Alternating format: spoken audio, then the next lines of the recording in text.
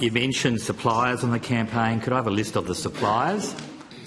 So they're all available on Australia. They are? Yes. Thank you. Can I? One of them is obviously Clemengers. Clemengers. Did a written brief go to Clemengers for the campaign from the department? Sorry, Senator. A written brief to the advertising agency. So there is an end-to-end campaign process, and part of that is briefing in the creative agency. Yes. Yeah. So could I ask call for that document that tasked the advertising agency for its creative? I'd have to check that as. We'll take that on notice. No, I'm not asking for it today. Just in fairness to you, I have a suspicion our response to you will be it is in Cabinet in confidence. I want to give you a heads up about that. No, that's fine. Then could you go through the process? And it is relevant to some of the questions that the senators have been asking. This campaign was approved in accordance with the advertising guidelines of the Cabinet, which are very little different to the Cabinet guidelines that have applied under the previous government as well, and I have authorised program advertising campaigns under those guidelines over 5 years. And a quintessential element of it is, Senator, and always has been, that the development of the campaign is under the auspice of a Cabinet committee, and ultimately the report goes back to the Cabinet committee. So I suspect it'll be in Cabinet in confidence, but we'll have a look at it for you. Thank you. Yes. But that document would have, leave aside whether it's under protection of Cabinet deliberations, would also be sitting in a file in Clemengers, wouldn't it? It would also be held by Clemengers, wouldn't it? Because you've given it to an external party. I presume that's right. Yeah, correct, yes. Now I'm going on to other matters. Okay. So you can relax. But back to the environment. Thank you to whoever gave me the comprehensive response to question on notice 216, which is about the state of the Murray and the Murray Mouth. So I have some questions on the environment there. Firstly, it was around the benefits of the flood to vegetation and fish, but obviously bird life suffers as a consequence, as a trade-off. And in that response, it talked about a decline of around 50,000 birds. I notice the government has given a $17 million announcement in relation to waterbird conservation in the Coorong and Lower Lakes. I'm just interested if we've had any planning in relation to the spending of that money for the wildlife and the bird life. Do you have a reference number for that question? It was 216, sorry.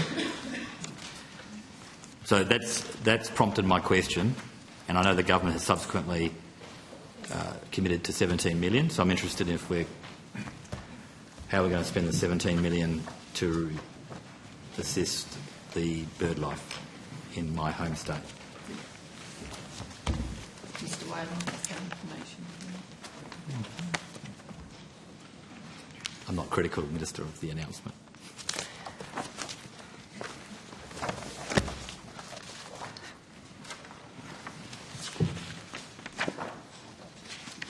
So, Senator, in relation to your question about the announcement for the enhanced shorebird habitat project, what specifically would you like to know? Well, I'm just interested because is that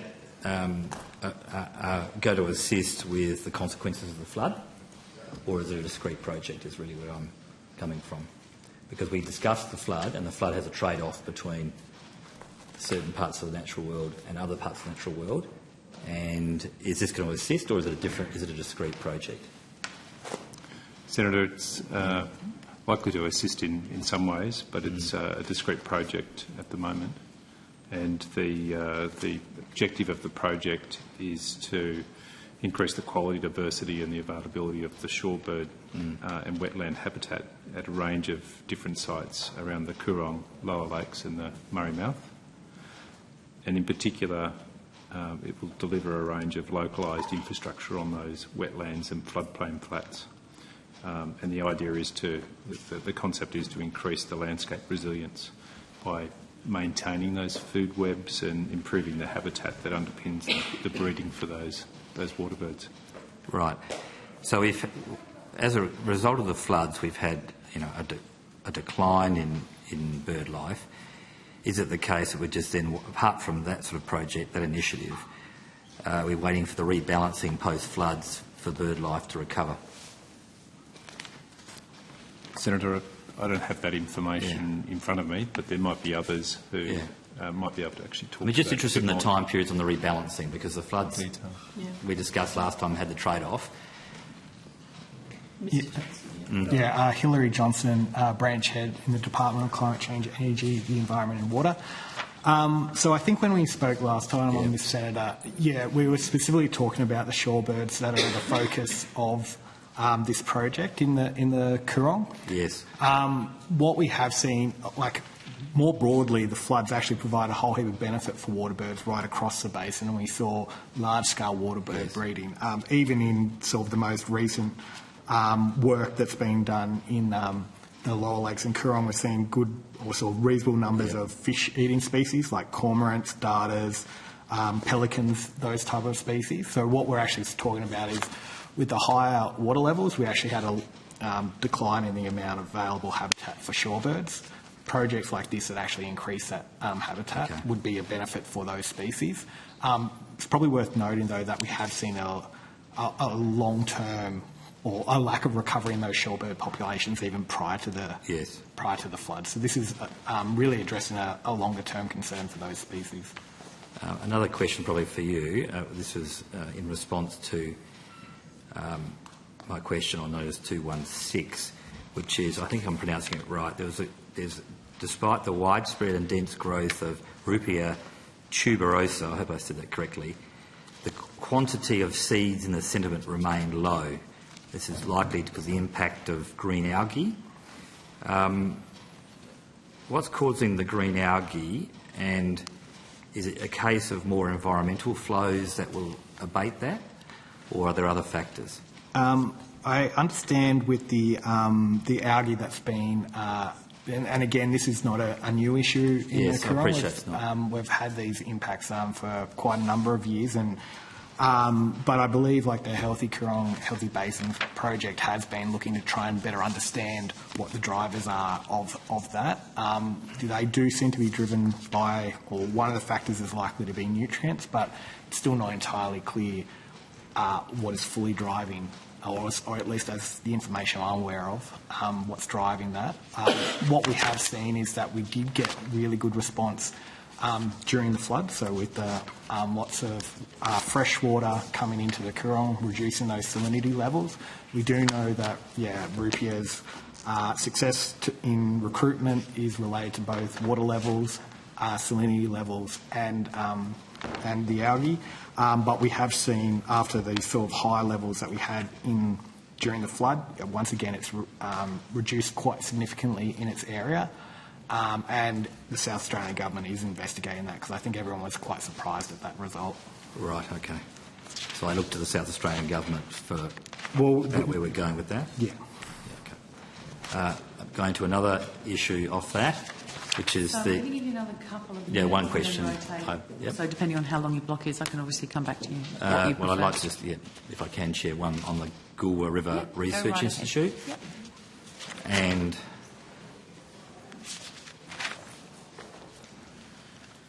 so it's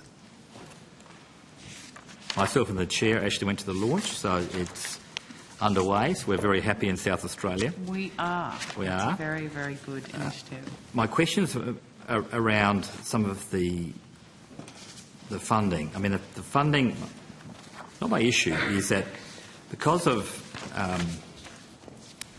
the delay in the funding and then the establishment phase, the funding still ends on the 30th of April. So my concern is that we've sort of truncated possibly 48 months of research into a period of 33 months, and whether that's going to cause any issues in relation to the research, or whether the government or the department is considering maybe extending the time for the research to be completed. So I'm coming from an angle of we funded it, it's up and running, it's up to the government to decide whether it renews funding. So my question's not around the renewal, it's allowing the Institute to have a bit more time, given some delay in getting it up and running. My colleague, Mr. McGregor, will answer. Yeah, thank you, Senator. Angus McGregor, Acting Branch Head for the Department of Climate Change, Energy, the Environment and Water. So as you'd be aware, the Research Centre formally commenced in July last year, yes. After sort of a lengthy funding negotiations. Yes. And we were aware of the Goorong Institute's concern around a compressed research timeframe. They've spent the last best part of a year now on the establishment phase, and that's very much complete. So as you're aware, they've focused on getting a physical presence in Goolwa, recruiting local staff, kicking off their engagement activities, and our role in administering their grant program. We've only just received their first year draft report and their research plan for the research program ahead. So we were aware of those concerns when the program was incepted, and to accommodate that conversation, we hardwired a mid-program review into the grant agreement, so that we wanted to give the Institute, recognising it's a new, quite innovative, grassroots, ground-up research model, yes. we wanted to give it the chance to get some runs on the board, deliver some research outcomes that we could then evaluate and assess, but we'll do that through a mid-program review, including in the context of their research plan and how much time we have left in the funding to consider what's reasonable. So when is that scheduled, so that I can ask you at another estimates? So that would be mid-program, yes. so that would be mid next year. Mid next year. Yep. All right, no, thank you for that. Thank you, Chair.